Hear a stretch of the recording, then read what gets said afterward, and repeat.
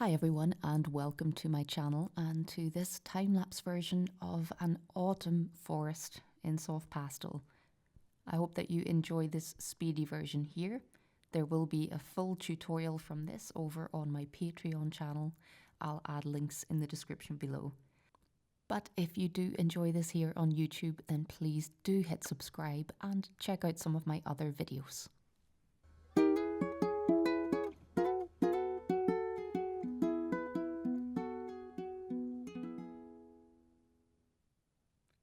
So I decided before we are completely out of the autumn season that it would be nice to give something autumnal a little go. So before starting my next bigger portrait in the studio, I decided to set up a smaller landscape. This is a scene from a forest in Northern Ireland called Parkinore. Very beautiful place. I have lots and lots of shots of this forest. It's also somewhere that I have photographed lots of the deer that I've painted.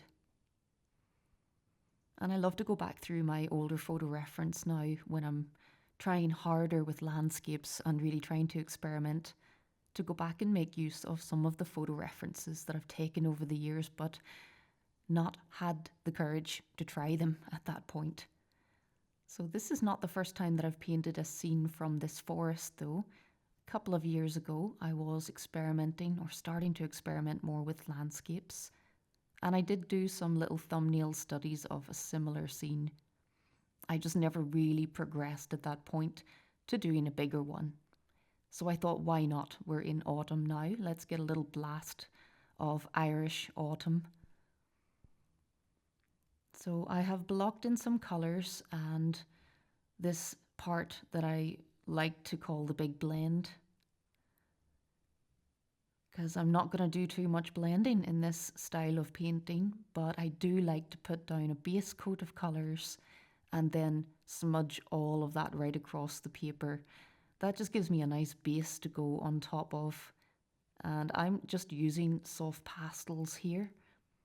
This is the Canson Velvet paper, one that I reviewed recently. And this is the dark brown colour of the paper. I'm really enjoying the dark brown for landscapes, especially landscapes with a lot of greens, because that lovely rich red-brown base works really well underneath lots of different greens. So this was intended to be just a little shorter piece. I'm really enjoying the smaller paintings, although at 10 inches by 12 inches, it's not tiny. I did want to expand a little bit on the previous thumbnails that I did. So I'm going to release those earlier thumbnails that I did along with this project. And I'm hoping that all of my landscape experiments and everything that I'm learning along the way can be very useful in a tutorial for my patrons. So I'm not always painting things that are 100% within my comfort zone, because there are certainly things that I feel much more comfortable and at home painting than this.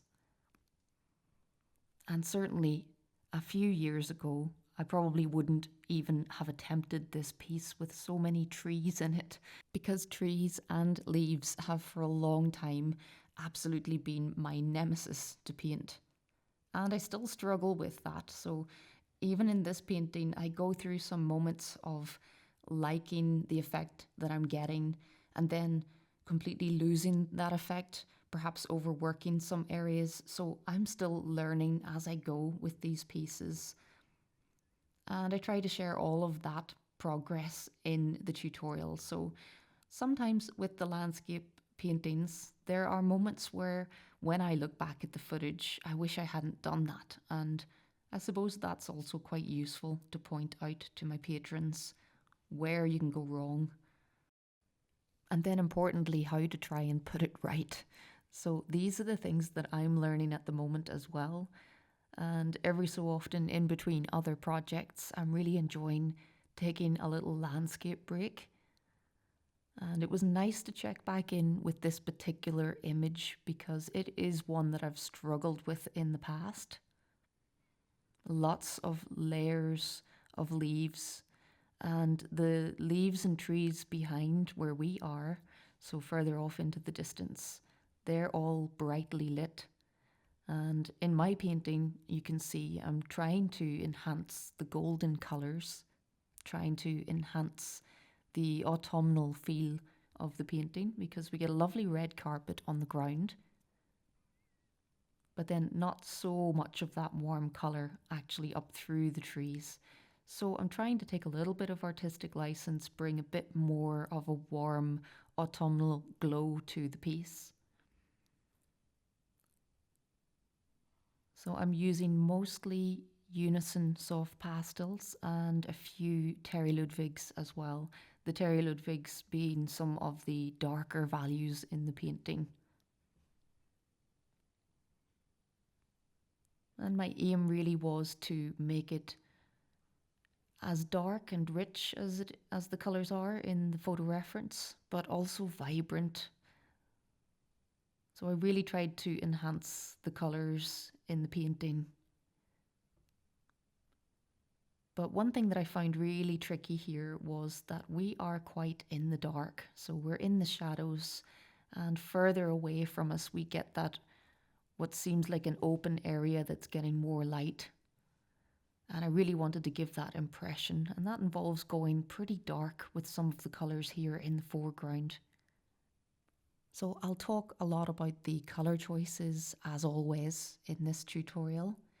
It's not going to be too long a tutorial either. It should be a nice shorter project for my patrons, because sometimes my tutorials range from 10 or 12 hours long, split up into an entire series where I cover a bigger painting and I go into detail on absolutely every element, which can sometimes be an animal as the main subject, but then I'll also demonstrate how I do some of the background elements. So if they're lying on a sofa or on a fuzzy blanket, or if they're outside in the garden, all of these elements also exist as tutorials as well. So some of those series cover a lot of time, and I know that many of my patrons use those longer series sometimes not to paint along with, but sometimes to dip in and out when they're painting something similar.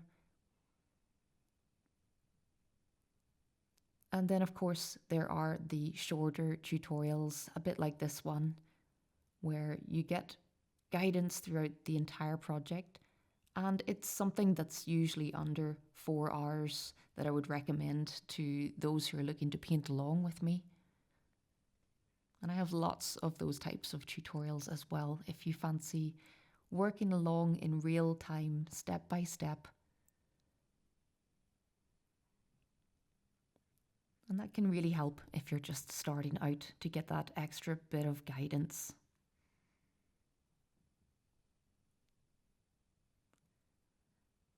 So into the fine tuning at this point, I really wanted to try and fix what I saw as problematic at the top of the painting. I really wasn't happy with this area. So towards the end of the tutorial, I'll go into a lot of detail about the time that I took away from the painting, trying to come back and look at it with fresh eyes, and the things that I thought of to try and resolve this area at the top to make it just a little bit less busy.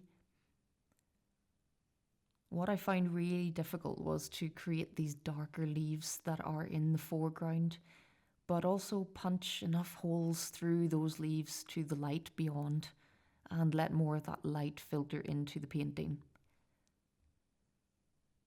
So a little study that I found pretty tricky, because I'm still not 100% comfortable with painting trees and leaves. But I hope that you like the finished painting and that you enjoyed seeing it come together here.